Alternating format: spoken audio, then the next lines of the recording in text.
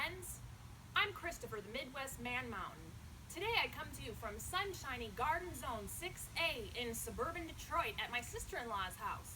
You may remember these beautiful purple stairs that I helped her refinish last summer. Stay tuned for more on what's going on at her house. You may remember that we added a nice grit to this stain, to this paint, so that it wouldn't be slippery for people to walk on. Well, not only in a year has it maintained its nice rough texture, but lovely coloration by the local bird population has been added to the stairs. Nature adds such beauty and color and everything that you could ever want onto your stairs to fulfill all of your hopes and dreams. My sister-in-law has this great little fairy garden. Isn't it the cutest? Last year I made her this little bridge. Look at how it's weathered the nature in the winter, in the zone 6A winter that doesn't get too snowy. But I might need to restain this for her next time I see her. This fairy garden makes me think of one of my favorite things about being a YouTuber, and that's collaborations. If any of you fairies out there want to collaborate with me on my next video, be sure to write your name and put your Twitter handle in the comments below. My sister-in-law is really talented. Not only by day is she an urban planning consultant, but she likes to sew and sing and design. She even has a workshop in her basement just like me. It's not as good, but she has some power tools and stuff too. Look at this beautiful Adirondack chair. She made this in 8th grade. Isn't it spectacular? It's been restained several times. That's a great way to maintain longevity of your beautiful woodworking finds. Not only does my sister-in-law have her 8th grade Adirondack chair, but my wife built a beautiful Adirondack chair when she was in 8th grade. You know what? I've never built an Adirondack chair. I should add that to my to-do list. Next to me here, you'll see this beautiful table. This was donated by my sister-in-law's aunt and uncle, and it was white, and it was old and ugly, but she spray painted it just this week, and boy, doesn't that look fun and happy to go with her bright purple stairs. It's gonna be a while until she can afford to do her front porch. So in the meantime, she's livening things up with a little bit of color. She has lots of wonderful, vibrant pots, and all of her annuals add a lot of beautiful color and light. Behind my sister's garage, she has a perfect spot for a random assortment of leftover gardening implements that she hasn't had time to figure out where to put them yet. Among these things is her multi-stage composting. Stage 1 is where she puts her fresh compost scraps. Doesn't that smell good? Stage 2 is where things have had a little bit more time to decompose, although she hasn't been able to take anything out of there, probably because she doesn't spend enough time actually dealing with the compost and turning it over and adding water and stuff. My sister-in-law lives on the corner lot, so she's one of the only properties in this neighborhood that gets any sort of sun, so she tries to build a little vegetable garden. Well, it's sort of successful. I told her she probably shouldn't try new blueberry bushes, and look, I was right. I think it's dead.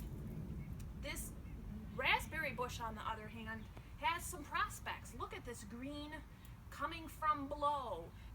It may look dead, but when it's wick, you know it's sure to grow.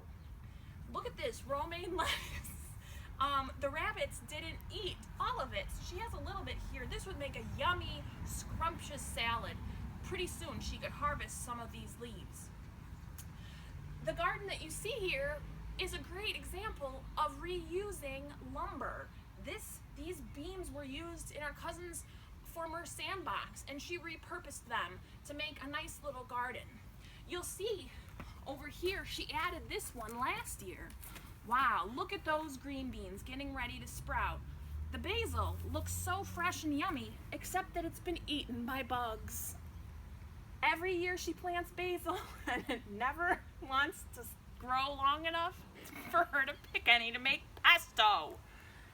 This year she also tried some Brussels sprouts and broccoli, which are also getting eaten by bugs. Such a great bounty that she will be able to make lots of wonderful meals out of the half-eaten basil.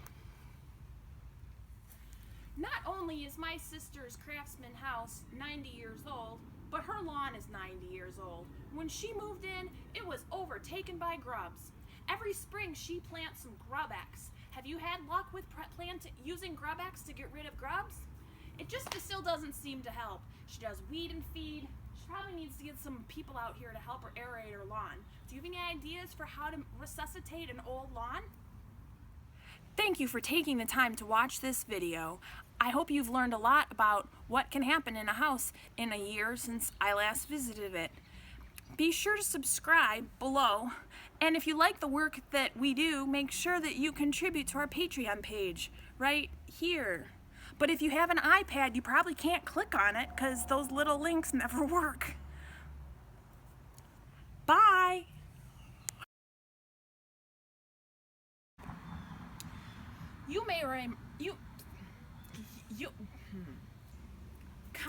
Compost is where it's at. I used soil with my really big hat. Another thing that I did recently for my sister-in-law, no, that's bad. You may notice that my puppy Moose has gotten a little bit smaller. Well, that's because me, the Midwest Man Mountain, keeps getting mountainous while Moose has stopped growing. Isn't he the cutest? I don't know. So in the meantime, she's splicing. She's splicing.